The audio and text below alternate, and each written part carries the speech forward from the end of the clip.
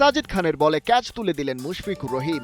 137 রানে আউট হলেন। তার কিছুক্ষণ আগে বাংলাদেশের সর্বোচ্চ টেস্ট সেঞ্চুরিয়ানের তকমাটা নিজের করে নিয়েছিলেন মুশি। ড্রেসিং রুমে যখন ফিরছিলেন দলের ক্যাপ্টেন থেকে শুরু করে সবাই তালি দিয়ে সেটা অ্যাপ্রিসিয়েট করেন, কেউ কেউ এগিয়েও আসেন। মিস্টার ডিপেন্ডেবলকে নিয়ে তো দেশের সবাই গর্বিত, কিন্তু মুশফিক নিজে হয়তো ততটা খুশি নন। বাউন্ডারির বাইরে গিয়ে একটু রাগ ঝাড়লেন, আরও কিছু সময় টিকে থাকলে লিডটা আরও বাড়ানো যেত।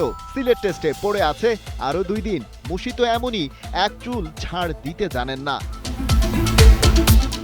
অথচ এই মুশফিককে ফেরাতে সারা দিনে তার হাতে পায়ে ধরাই যেন কেবল বাকি রেখেছিল পাকিস্তানের বোলাররা। দিনের শুরুটা যখন হয়েছিল তখন তিনি ক্রিজে নতুন ব্যাটার, সাথে ক্যাপ্টেন শান্ত আর টাইগারদের লিড ছিল 156 রানের।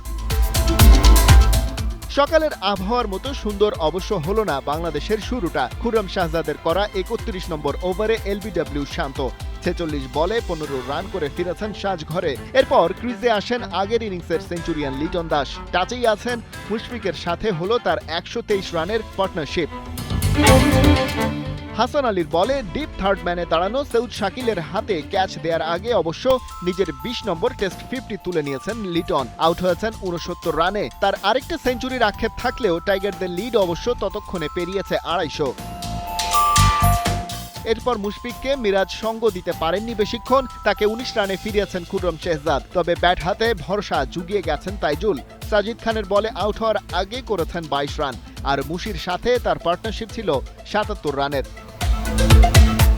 শরীফুল আর তাসকিন চেষ্টা করেছেন যে যার মতো। নাহিদ রানাকে একপাশে রেখে মুশফিক ফাইনালি আউট হন 137 রানে।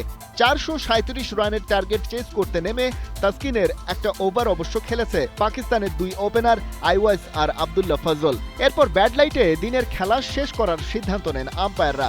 শেষ 2 দিনের মধ্যে বাংলাদেশের চাই 10 উইকেট, আর পাকিস্তানকে এই ম্যাচ জিততে হলে করতে হবে 437 রান। এর আগে অবশ্য সর্বোচ্চ 382 রান চেস করে জিততে পারার রেকর্ড আছে পাকিস্তানের। খালিদ জামিল, 71।